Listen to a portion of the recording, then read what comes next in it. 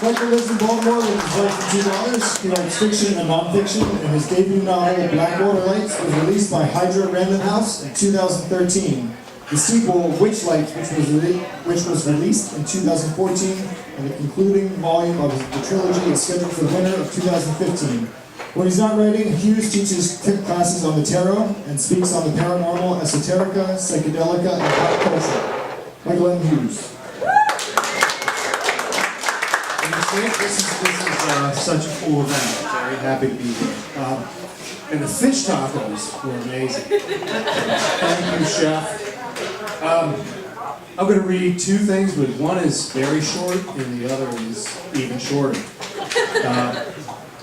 Because I believe in brevity.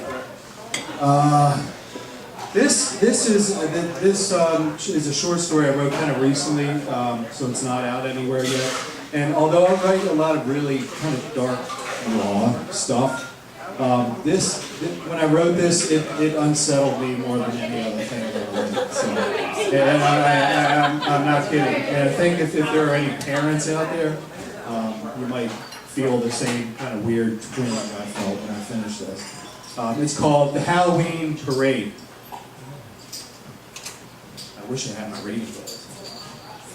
Everyone in this town loves the Halloween parade. The kindergartners file out of the school doors and line up in the shadow of the enormous maple tree. There's a vampire with plastic fangs, Spider-Man, a bunny with a fluffy tail, 2 Batmen, several Disney princesses in tiaras, and look, SpongeBob holding the teacher's hand. The parents are pointing, laughing, drinking coffee, holding up their phones to take pictures.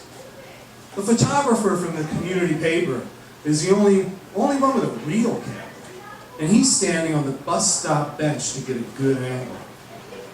It's windy, but not cold enough to hold the parade inside the school. No one likes when it's held inside in the stifling heat of a multi-purpose room. Everyone loves to watch the children marching through the rustling leaves while the phone cameras click, click, click. The policeman stands on the sidewalk next to a line of orange traffic cones. Today, even he is smiling as the children begin their march. Cars slow down as they drive by. Drivers honk and the policeman waves at them. It's a busy street, especially during lunchtime. But now the drivers slow to gaze at the mummy trailing bandages, the Ninja Turtle, the brown paper bag made into a tree that a kind parent threw together at the last minute for the child who showed up without a costume.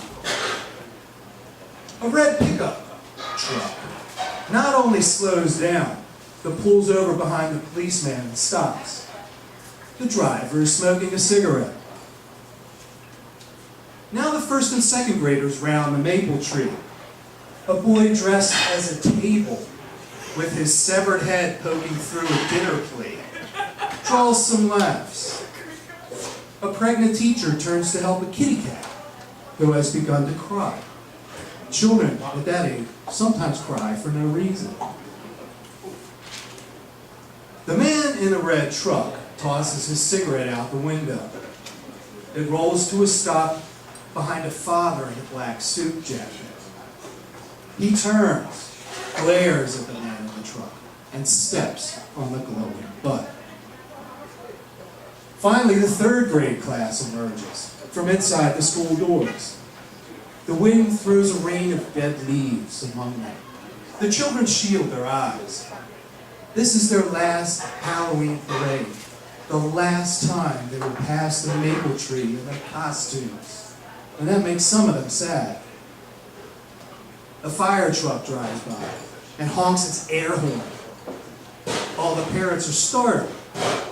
But after the shock, they laugh it off, and many of them wave at the firemen. Everyone loves firemen too, because they save lives. Now all the children are outside, passing the vine-covered fence, turning left at the mailbox, following the sidewalk, lined with their cheering parents calling out their names. The phones click, click, click faster now.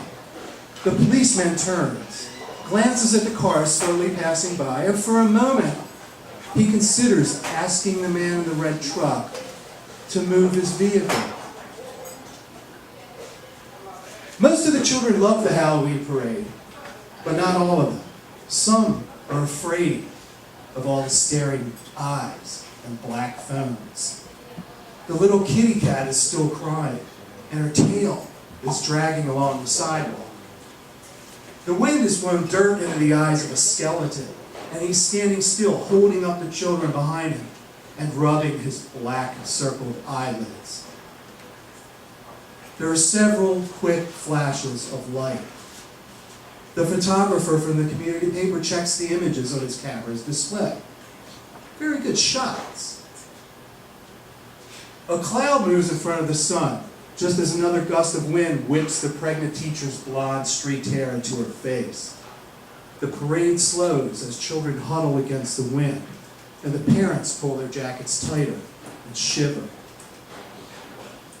There are maybe 100 children outside now, marching single file like little ducks under the darkening sky. The parents hold out their phones to capture photos and bits of video that they know they will cherish forever. The pregnant teacher pauses to pull a strand of hair stuck in her lipstick. She looks over at the sea of children and parents and phones, and her eyes stop at the man in the red truck. He pulls something long from behind the seat. But then the sun comes out again, and she blinks, and the boy with the skeleton face pulls on her hand. A chubby third grader dressed in camouflage is the last to round the maple tree. His mother waves, and he waves back. But then the pops and the flashes happen, and he can no longer see anything at all. This is a day everyone will remember. The children, the parents, the pregnant teacher, the policeman, even the unsmiling man stepping out of the red truck. Everyone in this town loves the Halloween parade.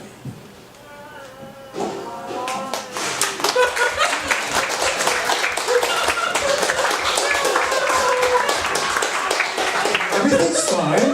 Nothing bad happened. Now, this I apologize in advance if you have sort of sensitivities to language and foul imagery and filth.